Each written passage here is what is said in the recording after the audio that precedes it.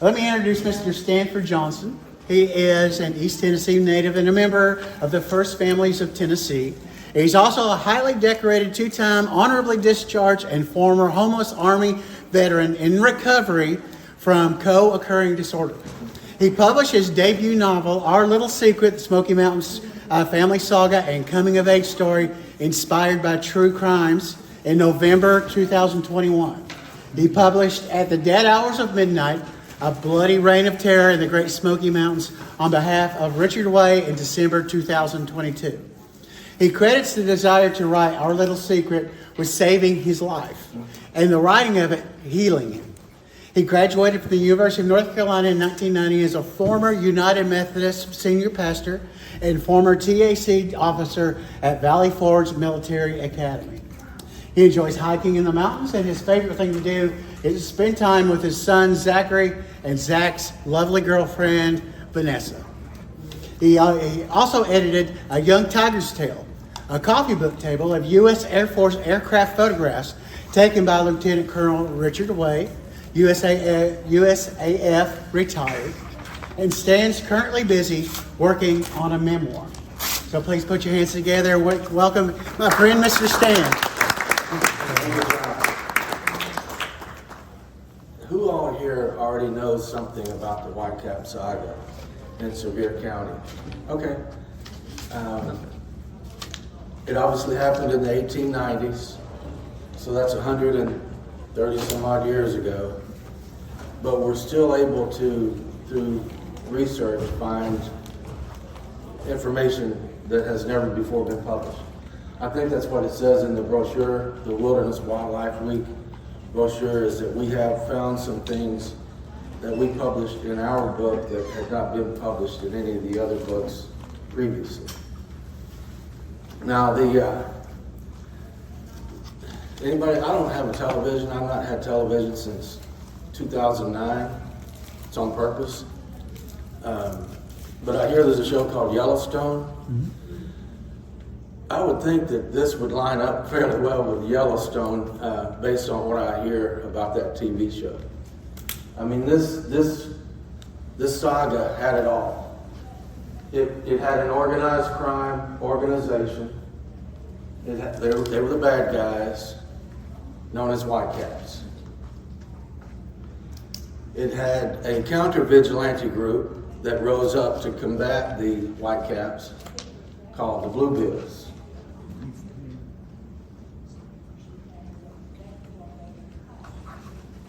And it has other good guys, a group that eventually became known as the Law and Order League.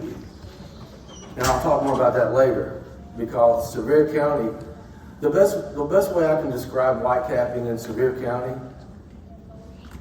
is it was a cancer. It started out in one incident up around Emmer's Cove, Greenbrier, Copeland Creek, in late 1891, 1892, and then by the mid-1890s, it was in all the civil districts in Sevier County. Like I said, it has it all. The world's oldest profession allegedly started it all. As I understand that, Knox County had a crackdown on prostitution in the late 1880s, and some of the women brought their trade to Sevier County, up around Copeland Creek, Greenbrier, Emmerts Cove. I'll talk more about that later. It has gun battles. There's a battle known as the Battle of Henderson Springs. I think that was 1893 or 1894. There was supposed to have been a gun battle on the streets in Sevierville at Doc Henderson's house. I read somewhere it was reported, no, there weren't any fatalities reported during the gunfight, but there were supposed to have been a number of suicides reported around the county the next day. And the story may even have a couple of scapegoats, because the numbers E.W. Crozier published the first book about whitecapping in 1899, around February 1899. And in it, he said there were between 650 and 1,500 of these vigilantes, these whitecaps, conducting up to a dozen raids a night. Somewhere in the Crozier book, it says that they were taking place virtually nightly. Two men, Catlett Tipton and Ples Wynn, were the only two that were ever brought to justice and hanged for murder. So that's why I want you to consider the possibility that those two, just because of the sheer numbers of activity that's been going on, that those two were scapegoats. Because after they were hanged, they had committed the murder on December 28, 1896. They were in jail until they were hanged July 5th, 1899.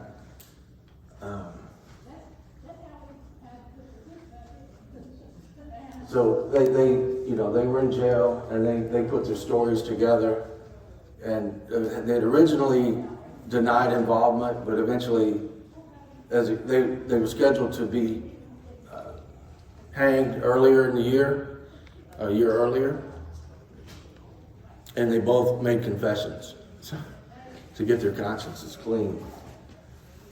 Some of you may recognize this guy. When I was growing up, we would watch Dragnet and Joe Friday. You know, he'd be interviewing someone at a crime scene, and then I guess the person he was interviewing would start going off on a tangent, and he would bring him back, just the facts, man. So that's what we tried to do with this. I'll talk more about why I got involved with it later. But we have tried to tell it as thoroughly and fully and accurately as possible. In that effort, I can say that I read all the books about whitecapping in Sevier County. I found a master's thesis by a guy named William Joseph Cummings III, published in 1988 at UT, that answered a lot of questions I had that I believe changed the DNA of the whole story. If you notice on the cover of the most recent book and on the first slide, I said the true story of organized crime in Sevier County in the 1890s, which is what I believe it became. I made several trips to the Special Collections Library at UT. Richard Way, the co-author, and I went and took 1,100 pictures. It didn't really go well, so I had to go back and take 1,100 pictures again. I went to the State Library and Archives, to the McClung Collection. Does anybody know who May Owenby is? May Stamey Owenby? Her great-grandfather was John Sam Springs, who I dedicated the book to John Sam Springs, and I'll tell you why later, and Tom Davis, Sheriff Tom Davis. I think they're two heroes. But May Owenby, she is from the Greenbrier, Emirates Cove area, went to school at Pittman Center. The only woman ever elected superintendent of schools in Blount County, and she was also a state representative. And she's still with us and still a firecracker. But she shared a lot of information with me and gave me access to some things that had not been previously published also. And then of course, Carol McMahon and Tim Fisher helped with the project. And then I accidentally subscribed to newspapers.com. I know what you're thinking. How do you accidentally subscribe to newspapers.com? Well, it goes like this. You see, you go to the website, it says, here, sign up for a 7-day free trial, right? 7-day free trial. You sign up, you give them your credit card or debit card, you forget about it, and 8 days later you're a member, you have the subscription. But I would encourage you to take the 7-day free trial, and remember that you've taken the 7-day free trial. But it's really worth it, because I had access to hundreds of newspaper articles. Not only in the region, these news stories, some of these news stories made it to the West Coast. And then there's another website, I think it's called Chronicling America. Another newspaper website that has archived newspapers. When John introduced me, he said, I'm a member of First Families of Tennessee. My paternal grandmother had a copy of The Connection in East Tennessee, which is a terrific genealogical resource. And in the front it says, in memory of John Myers, Captain William Walker, and Daniel Dunn, our East Tennessee ancestors, and I'm a direct descendant of all three. That was, and my paternal grandmother, she was one of those that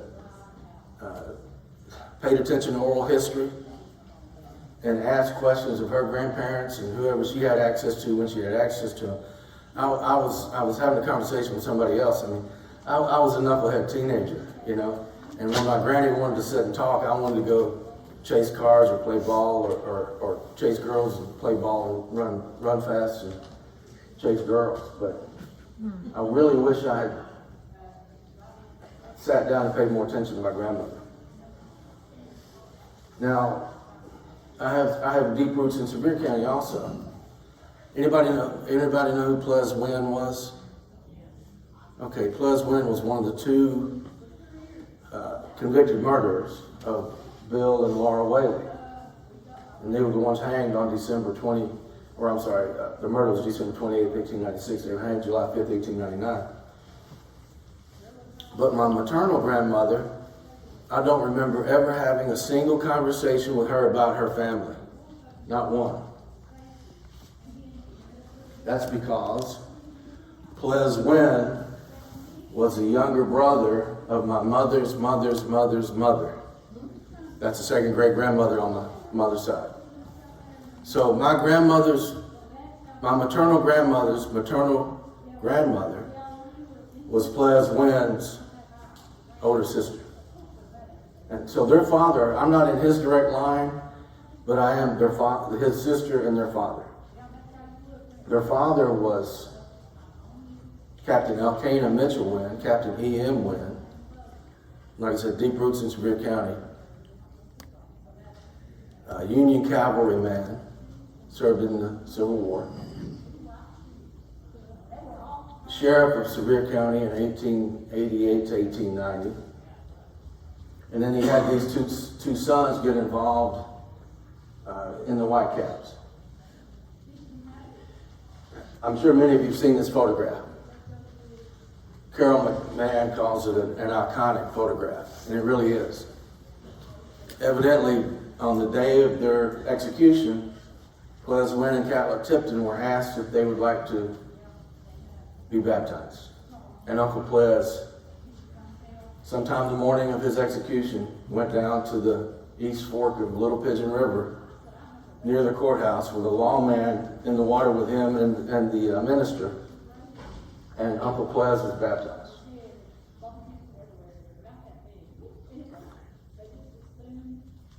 I published Our Little Secret, John said, in November 2021, and I was looking for something else to write about. Anybody hear my talk yesterday afternoon? Okay, so you know the story behind why I write the stories I write. They pick me, I don't really pick them. So I learned that Richard Way had published, or he had paid Bob Wilson to write The Eyes of Midnight. So I read his book, and I had lots of questions. So, like I said, the first book written was in 1899 by E.W. Crozier, a publisher. And a lot of people give credit to Tom Davis. You'll see newspaper articles and other resources that credit Tom Davis for having a large part in writing the Crozier book. And I'll tell you this, I like giving away stuff, but you can find it on the internet and download it as a PDF. free. So that's good reading because it was in real time. Newspapers aren't carved in stone. They're just not. And back then, most news traveled on horseback or word of mouth and eventually telegraph and telephone. But the Whitecaps were notorious for cutting the wires between Sevierville and Knoxville. So news didn't travel very quickly and very efficiently. It was not the information superhighway. Everybody knows who Kaz Walker is. Well, that's why Richard Way got involved in the book, or in the whole telling of the Whitecap story. Richard's out there at the table with the books, and when he'll be 79 in June, but when he was a teenager, he was a Knoxville Union musician, and he played on the Kaz Walker show. And when Kaz wasn't selling groceries on the radio or television, teenage Richard and Kaz would lean up against a rolled up canvas, and Kaz was telling Richard all these high tales about whitecaps and bluebills and gunfights and whippings and hangings, and that part's factual. He published the first edition in 1937, the second edition in 1974. So Richard had a lifelong interest in researching and finding out about as much as he could about the Whitecaps. And then, of course, I said I read The Eyes of Midnight. And I consider, so that book is only 2016, published in 2016. The reason I ended up writing the book is after I read everything that I could find in all three books, newspaper articles, I eventually found the Cummings thesis. I still had questions. And I don't like to read a book and have questions when I finish, whether it's fiction or nonfiction. I want it tied up, a bow put on it, wrapped, put a bow on it, a tag, that's it. Well, I had questions, and that's when I found the Cummings article. And of course, this is from the Crozier book, but most people, he says about the year 1892. I'll show you a newspaper article in a minute that is from January 1892 that says they had formed 6 weeks earlier, which puts it at the end of 1891. So that's why I had a lot of problems with some factual things, but also the whole timeline. As I understood the original narrative, the group of prostitutes moved into the Copeland Creek area. The good folks up there didn't want them in their neck of the woods. The judge couldn't get convictions against them because nobody would testify. So either in a cafe in Sevierville or in a court, the judge basically said, if nobody will testify against them, y'all handle it yourselves. At least that's how, whatever he said, that's how it was taken. So, sometime thereafter, in the Crozier book, I think he says a couple of men and some wives went and left a bundle of hickory sticks on the porches of all of the houses of ill repute, with a note attached to it that said, leave, or we're going to come back and whip you with these. I don't know about you, but I don't want to be whipped with a hickory stick. Well, they didn't leave. It's believed that the wives encouraged their husbands to go back and make good on their promise. The women were dragged into the night and whipped and left. This is where it becomes a cancer. Here's a map of Copeland Creek. You can't see it that clearly, but if in fact this is where the original whitecapping took place in Copeland Creek, this is from a family collection at King Family Library. I don't remember which family book it's in up there, but I photocopied it. So, I mean, if you really want to trying to figure out who the wives were that wanted to go find out who, get rid of the white caps or the prostitutes. I mean, they're old Sevier County names. This structure is still standing. I believe it's Copeland Creek Road, and it's rumored that that's one of the original structures in which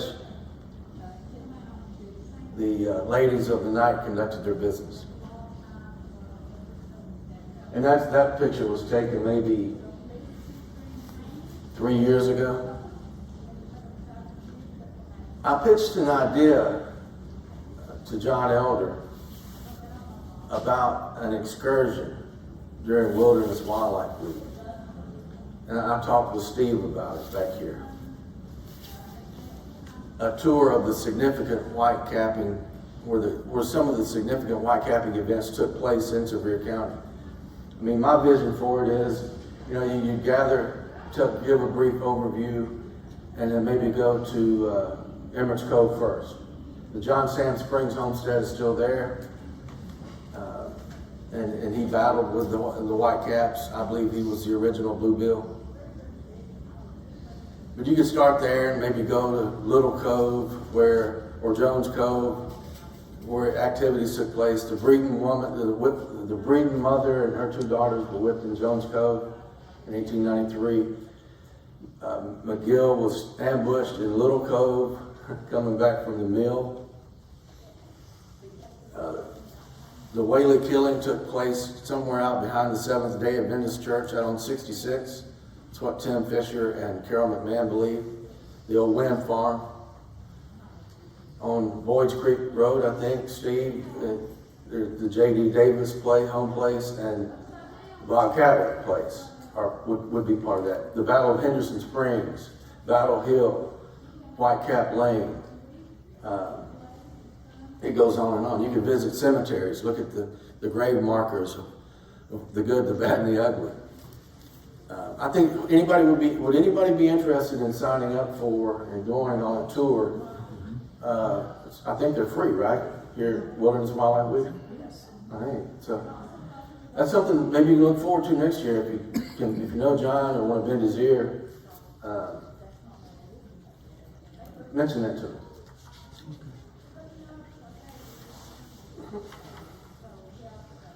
One of the big questions I had never really been addressed. It was talked around more than it was actually addressed. Was who was the judge that made the comments either at the cafe or in open court that led to the Whitecaps? Well, this is a March 1897 article when Sheriff Tom Davis, and Judge Hicks are going back and forth. Now, in the newspaper article, I'm going to read the blocks. It says Tom Davis accused Judge Hicks of being the person responsible for the outbreak of whitecapping in Sevier County 7 years ago, which would have made that 1890. So that moves the needle again on the timeline. And even Judge Hicks, in the next day, he responded in the paper, over 7 years ago, as I now remember, in a moment of anxiety over what I suppose was a refusal of a grand jury to make a presentment and find an indictment. And he goes on that he made a comment that could have been misinterpreted. Well, that may set the timeline back a little bit more. If they're talking in 1897, then it happened 7 years ago, that puts it at 1890 instead of 1891 or 2. Because here's the thing, this is one of the things that bothered me about the timeline. Judge Hicks was a circuit judge. He met in Sevier County in March, July, and November. They would not have had time to do everything they said happened, certainly by the March term. If they arrived in March, he couldn't have lamented in Sevierville that he couldn't get convictions that same month. So that pushes it to July, maybe not, and later. But he admits that in 1890 he made a remark that could have been misinterpreted. This was the original newspaper article that I found about whitecapping in Sevier County. It's from January 27th, 1892. Two interesting things about this article. They were originally, they're known as the whitecap, the Sevier County Whitecaps, or the Whitecaps of Sevier County. But originally, in the first article I could find, they were referred to as the Whitecaps of Emmerich Cove. And that's significant, and I'll tell you why in a minute. And it also says in this article that they had been organized 6 weeks, which moves it back into 1891. Now, I told you about May Stamey Owenby. This is John Sam Springs. He was postmaster at Emmerich Cove, and he gets credit for eradicating whitecapping in Emmerich Cove, which is where it actually started. The young girl in the middle is May Stamey Owenby's grandmother. That makes John Sam Springs May's great-grandfather. I don't believe this picture. I think I took this picture of a portrait that she has. So this is another photograph that has never before, as far as I know, been published. The thing about John Sam Springs, he's the one who said, any man or set of men who would go at the dead hours of midnight and drag a poor defenseless woman from her home and lash her back isn't worthy of citizenship and is a base coward. So that's where I got the title for the book, At the Dead Hours of Midnight. That's what John Sam Springs said. But he also, in a way, bookends the entire saga, because it starts in Emmerich Cove in 1891 or 2. He runs them off. And he was the foreman of the grand jury who returned a true bill against Ples Wynn and Catlett Tipton that ultimately led to their jury trial and conviction and being sentenced to hang. And legend has it that he was on the gallows and placed the nooses around the necks of Catlett Tipton and Ples Wynn. So he really, and he's another one that I dedicate the book to. John Sam Springs and Tom Davis. Have any of y'all ever been here to Emmerich Cove? A retired dentist named Vince Engel owns the place now. And he erected these two markers. I'm not going to read them, but it says Colonel John Sam Springs Memorial Cemetery. It's really, I think, catty corner to Emmerich Cove Cemetery. But he, I guess, these are my words, these aren't his or anybody else's, but I guess, I don't know if he was ashamed because of his participation, and he's the one that put the nooses around the necks of the ones that were hanged. But he felt unworthy to be buried in a Christian cemetery. So he's buried in an unmarked grave on a hill behind the homestead. The homestead is still there. If you catch Vince there, he might let you come in and he'll show you bullet holes where they'd had battles and peepholes where they looked out to shoot.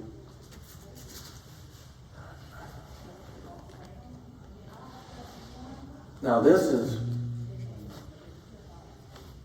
from the Cummings thesis. Once again, during the winter of 1892. Beginning in the second paragraph, women were the first whitecaps in Sevier County, but not the first vigilantes. It had been alluded to in previous publications that women were involved in the beginning of it, but never just outright stated that they were the first whitecaps. Which, you know, I mean, knowing human behavior makes sense. Now here is the Whitecaps' oath. I think Crozier, you know, they give Ples Wynn credit for this particular version. It's on front of Cass Walker's book. It's in the Crozier books. It's probably in my book. But it sounds pretty intense about voluntarily doing this. And what does it say? I take this oath freely and voluntarily, If you'll indulge me just a second, I'm going to read from the Crozier book. And this doesn't exactly sound like, it doesn't sound freely and voluntarily to me.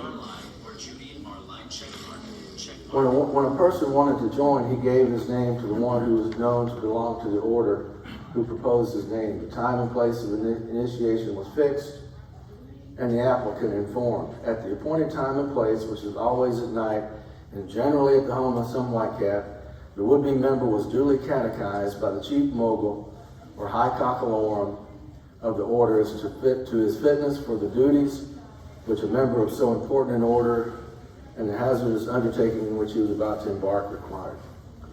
If after examination he was found worthy, he was then told to stand up and let the oath be administered. The applicant would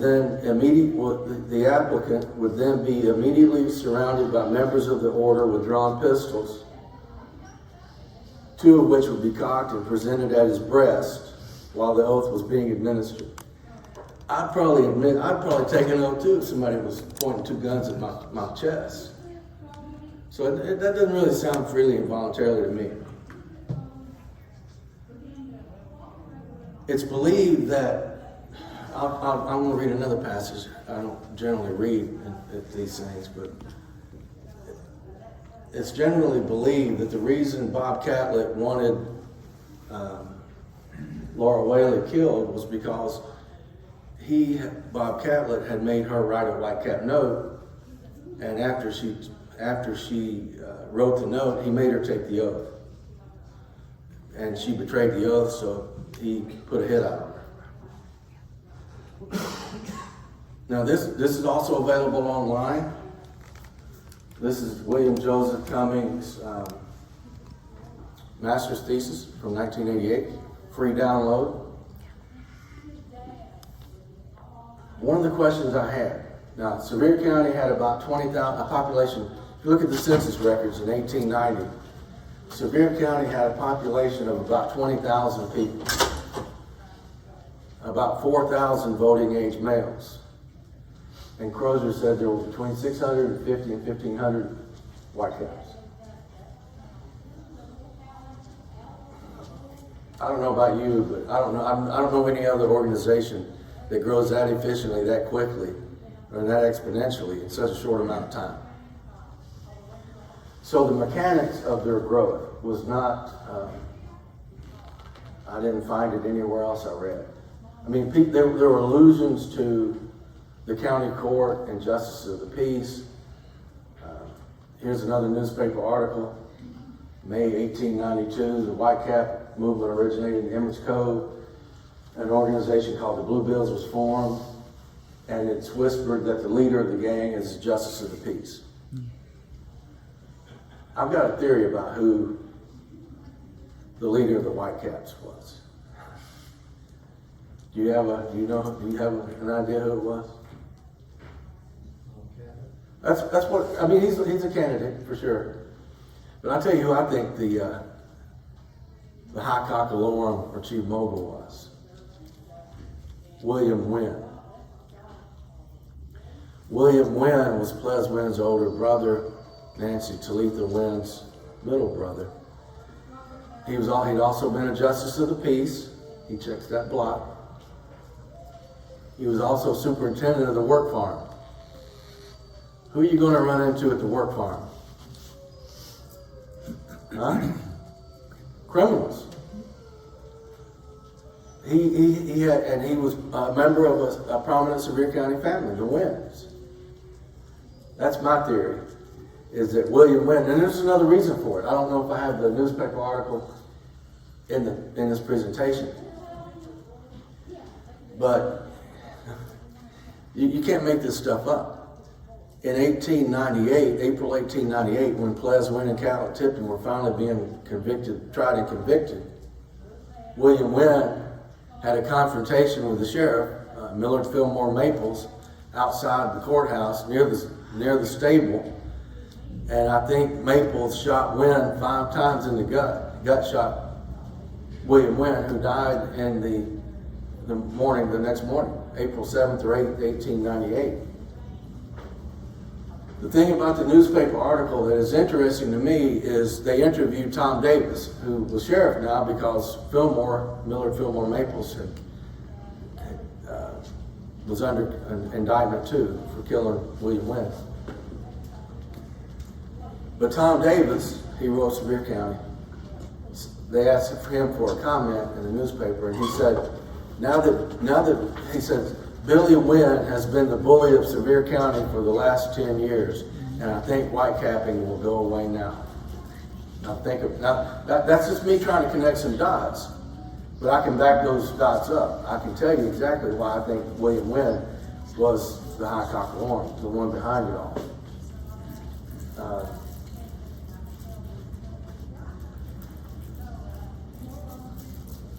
Another thing I do not understand, here's the part I didn't understand. How did they grow that efficiently in such a short amount of time in Sevier County in the 1890s? First sentence, shortly after the charivari of the prostitutes in Emerald's Cove, whitecap gangs were organized by justices of the peace. That's organized crime.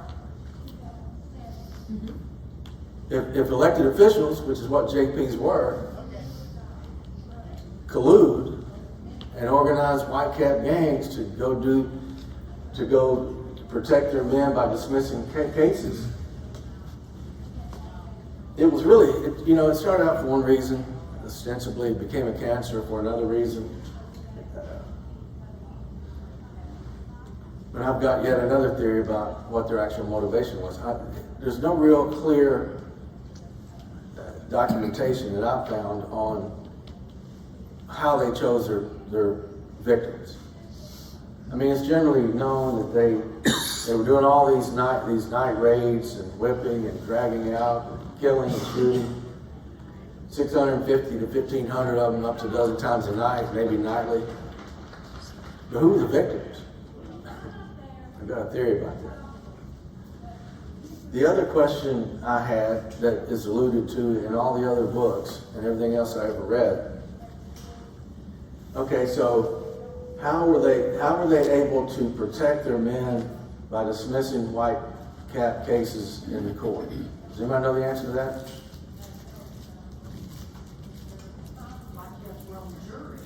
Yeah, that's exactly right. How did they get there? Two justices came from each civil district, except for the county seat, which was represented by 3 members of the county at the county court. The county court was made up of justices of the peace. The county court impounded grand juries. There's your answer. I've never seen that presented that way before. Once again, it's organized crime. Now, has anybody, if you've seen any of these books, you've seen these 2 sketches. Laura McMahon Whaley, the young woman who Bob Catlett had write the whitecap note, who they put the hit out on, that Ples Wynn and Catlett Tipton broke in and killed. Lizzie Chandler was Laura's sister. She was in the room when they broke in and killed him, December 28, 1896. Laura Whaley had a baby that had been born in September. So she had a 3-month-old baby. This is 3 days after Christmas, 1896. They break in. They know why they're there, that she's broken the whitecap oath. They've come to kill her. They begged for their lives. And she asks if she can give her infant daughter to her sister who's in the same room. She hands Molly, the baby, to her sister, and I think they cover themselves with a blanket, and Catlett Tipton shoots both William Whaley and Laura Whaley point blank range with 12 gauge shotgun and double up buckshot. So if they had masks on, anybody know how they found out who they were? What's that? No, not as I understand it. What I have read, and I don't remember where I read it. Now he had a mask on. They both had masks on, but I don't like I said, I can't source this right here off the top of my head. But evidently Ples Wynn dropped something, and when he pulled away, the mask did this, and she saw his profile. Okay, Fair enough. A few days later, Sheriff Davis brought Lizzie Chandler to a hotel in Sevierville on the second floor, a busy day, and to watch the crowds go by, and she was able to pick him out. She said, there's the killer of Bill Whaley, right? Now, why do I have these sketches up here? I've told you I've researched this exhaustively. These two are the actual photographs from which the sketches were made. At least I believe they were. It's obvious to me, not great photographs, but whoever sketched the picture of Laura Whaley and Lizzie Chandler, that's in the Crozier book and the Walker book, and maybe in House of Midnight too, in our book, I found the actual photographs, which I thought was a real find. I mean, I found them in 2021. And the only way I can date the photograph is by Laura Whaley's murder, which is December 28, 1896. This was a great newspaper article. I think it's in June 1929, which, if you think about it, was coming up on the 30-year anniversary of the hanging of the murderers. June 1929 would have been 30 years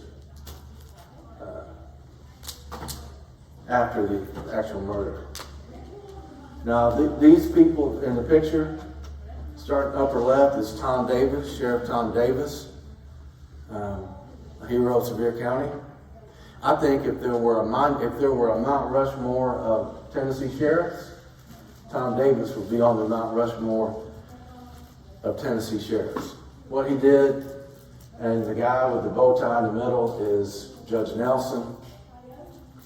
There are pictures, the sketches on this newspaper front page were made by H.P. Iams from the Iams Nature Center. Now, I went looking for, I'm hoping somebody has those. A family member, an archive, somewhere. Because if you had those two sketches, there's a likelihood that there are others. The next one is, the next two on the right, up at top and bottom, are the Minot brothers. One of the brothers was the Attorney General for Knox County, and his brother was a prosecutor of the Whitecaps. And the guy with the mustache and the oval at the bottom is J.R. Penland, who is another prosecutor of Whitecaps. They had to go to extraordinary means, take extraordinary measures to eradicate whitecap. As you've seen, I think I've demonstrated the legal system was so corrupted that they would never have gotten rid of them without outside intervention. W.A. Parton was, I think, the state representative. He introduced a bill at the state legislature in 1897 to move the jurisdiction of Sevier County Court underneath Knox County. The Knox County judge and Attorney General came to Sevierville and prosecuted him, which had a ripple effect. The newspaper, there's a newspaper man, I think William Montgomery is his name. He was with the Sevierville Star. And some people didn't like the fact that Sevier County was going to Knox County to help solve their problems, right? It offended some people. So William Montgomery, as I understand it, left the Sevierville Star and started his own newspaper called the Sevierville Vindicator. I mean, this is in everything. It's in the judicial system, legal system, politics. It's stated that as the Whitecap movement grew, the numbers were so significant that they curried favor, that politicians curried favor with it for obvious reasons, right? Politicians, they want to get voted, they curry favor with the Whitecaps. Shop owners, all civic leaders, at every level, I believe. These let's see, Penland, And Tom Davis and a guy named Dr. Massey is in this article. You can find this article on newspapers.com. The beginning of I think it's in the beginning of the article, it starts with a meeting of the Whitecap leadership talking about putting bounties out on Nelson, Penland, and Massey. Massey, it's believed, was one of the informants, Dr. Z.D. Massey. I'm coming up on about 12 or 13 minutes left. I think this may be my last slide. So, this is sort of what the cover looks like now. I keep playing around with the covers, trying to figure out which ones pop off the shelf better than the others. Somebody from Moon Pie General Store stopped by this morning as they came in. She said, "Oh, I really like the new cover." It really grabbed me when I walked by. I'm like, okay, good, that's what I was going for.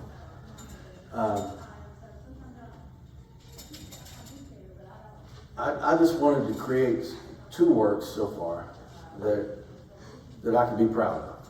You know, the fact that I spent hundreds of hours, road trips, taking 2,200 pictures because the first 1,100 didn't come out the way we wanted them to. I mean, you can access all of these things that I've accessed. I don't have any special access to any of this. UT Special Collections Library, Hodges. You have to go online, fill out a form, you can go look at it. There's another collection in the Special Collections Library called the Donald Payne Collection.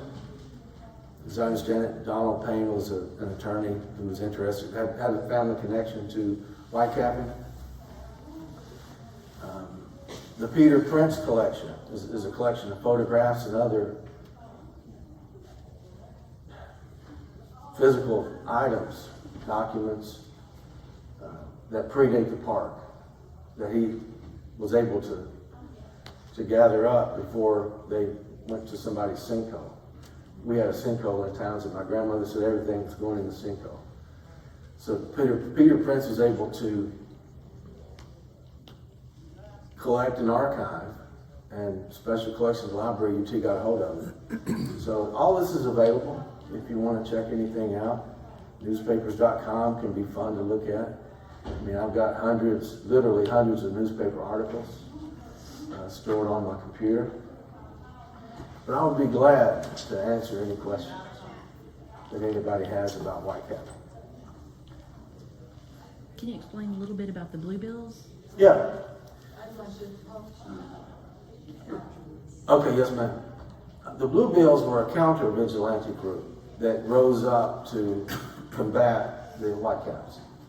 Now, as I understood, some of the original credit for starting the Bluebills was given to Dr. Henderson. Dr. Henderson went to Jones Cove after Mary Breeden and her daughters had been whipped in May 1893. Mary Breeden died as a result of her whipping. I mean, this was not when they drag you out and beat you, they beat you mercilessly. So the original genesis of the Bluebills, as I understood it, was given to Doc Henderson after he visited Mary Breeden in August 1893 and was outraged because they had been beaten so severely, and Mary Breeden died. But as I think I've shown up here, Doc Henderson could not have started the Bluebills in August 1893 if they were mentioned in a newspaper article in January 1892. So that's one of the things I found that clears up some of it, I think. Doesn't diminish what he did. I mean, Doc Henderson,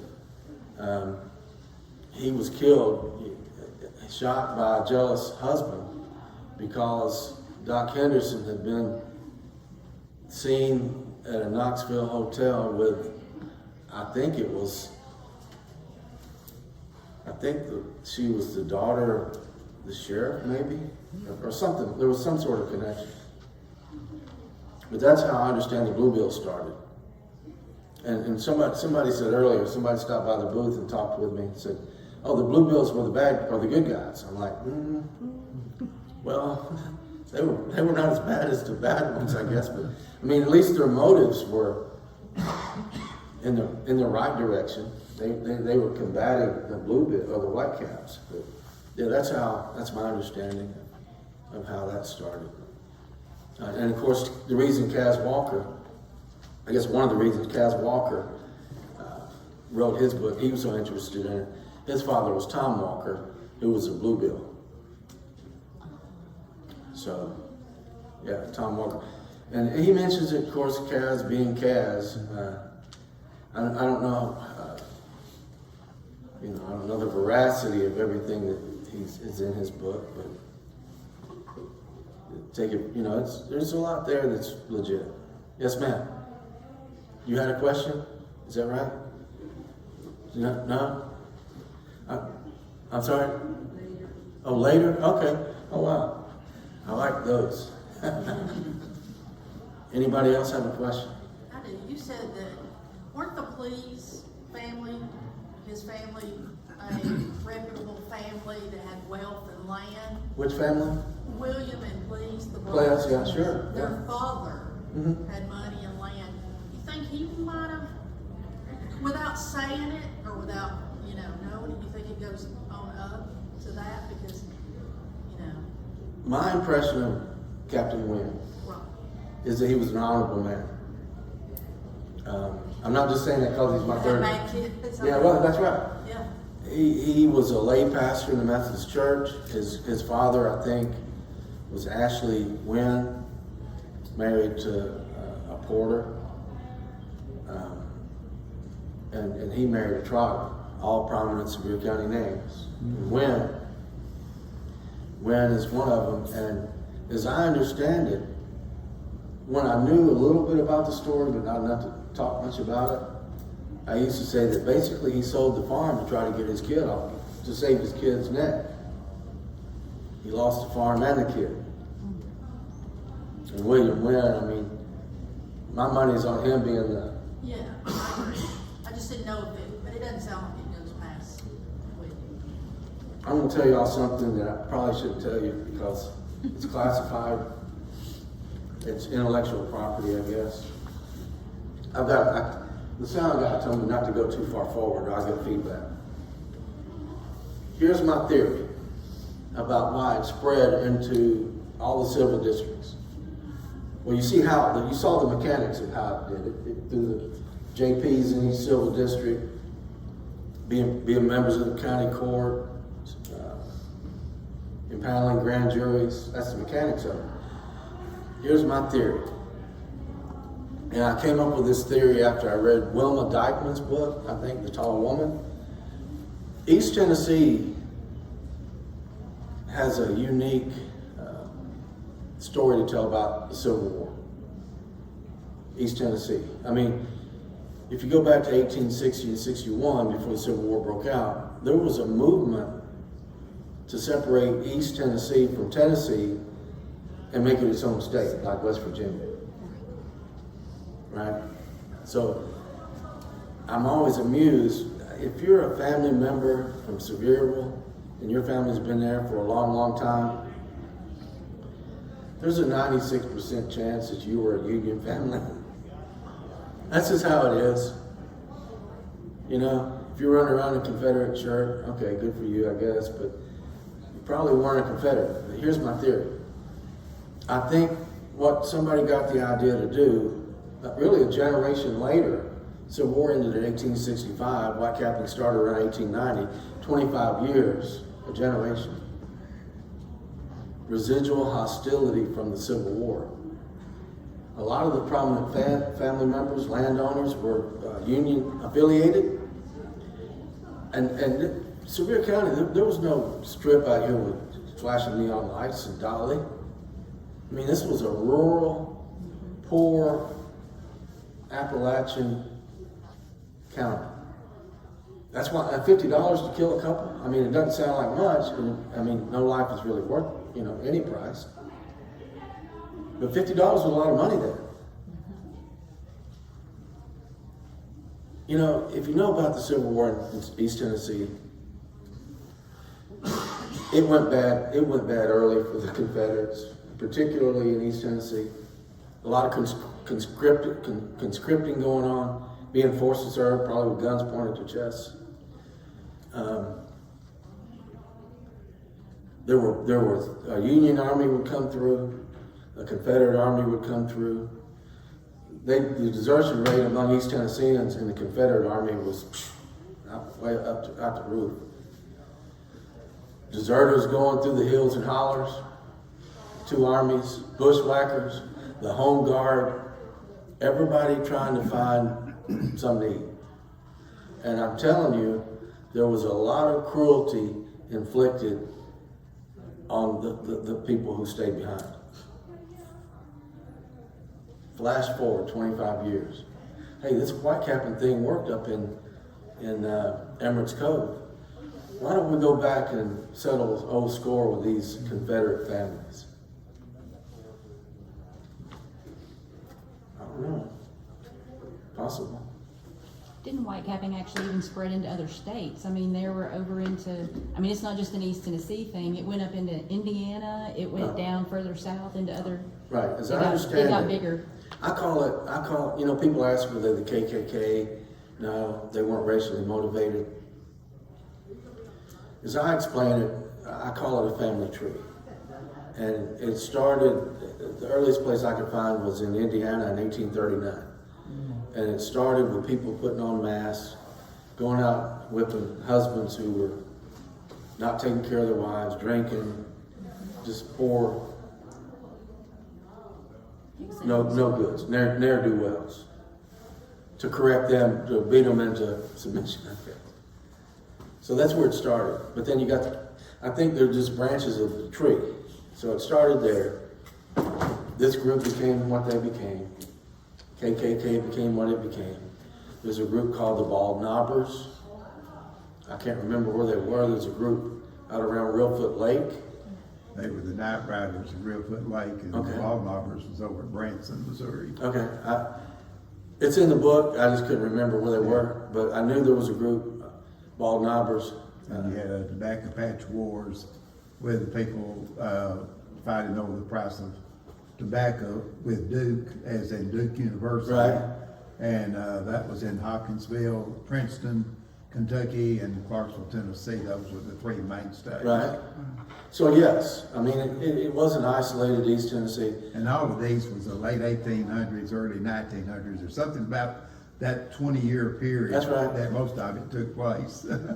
And I think the theory is legitimate, as the theory goes, that there was its residual hostility from the Civil War. I mean, to be on the scale that it ended up being on. I mean, how else were they choosing their victims?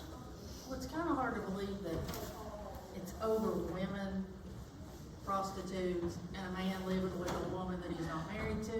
Mhm. Right? It seems deeper than that. Well, yeah, I mean, that's how it supposedly started, upholding Victorian morals and standards of conduct and behavior. Cummings, in his master's thesis, talks about community consensus. And he says that at least on some level, after the whitecapping methods in Emirates Cove had worked, they perceived that as acceptable. That there was a community consensus. Hey, it worked here. Let's go around. Let's go visit all the other whoever. So it just somewhere in the book I call them a brood of vipers and den of thieves. That's all they were, thugs. A brood of vipers and den of thieves. Well, it's 6:30. I managed to, wasn't sure I'll be able to talk for an hour. I woke up with something this morning. I hope you were entertained or enlightened, educated. Any more questions? I want to follow something. I'm not sure that I followed something on this. Mm-hmm. Were the two ladies that were killed, the Whaley lady and the other lady, were they killed? They were killed by the Whitecaps, and is that right? Well, Pleasant and Tipton, yeah, they were whitecaps. And so were they ladies of ill repute? Was that why they were? No. I mean, The next program is at 7, I think it's ABC.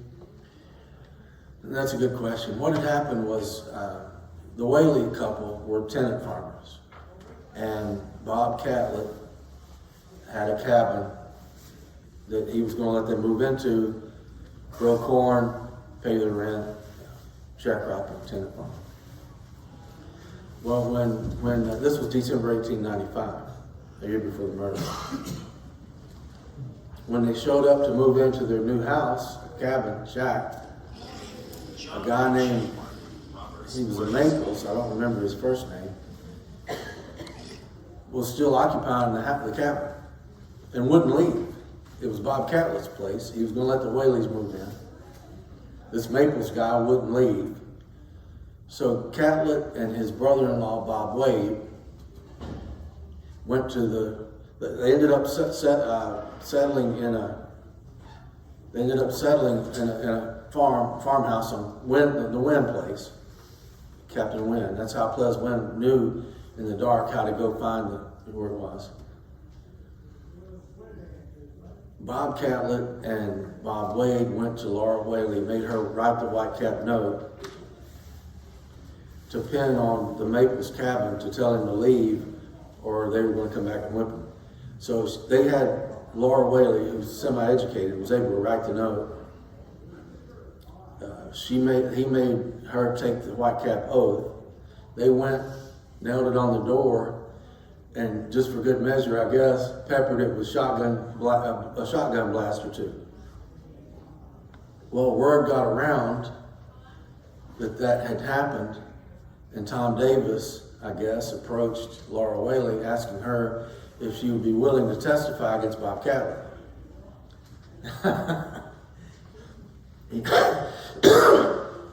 So he wanted her put out of the way before it went to jury trial. It's all in the book. I mean, I could do a lecture series about a week long because it covers a lot. It's unbelievable. I mean, the whole story. Make a great mini series, probably TV show. Does that answer the question? Thank you.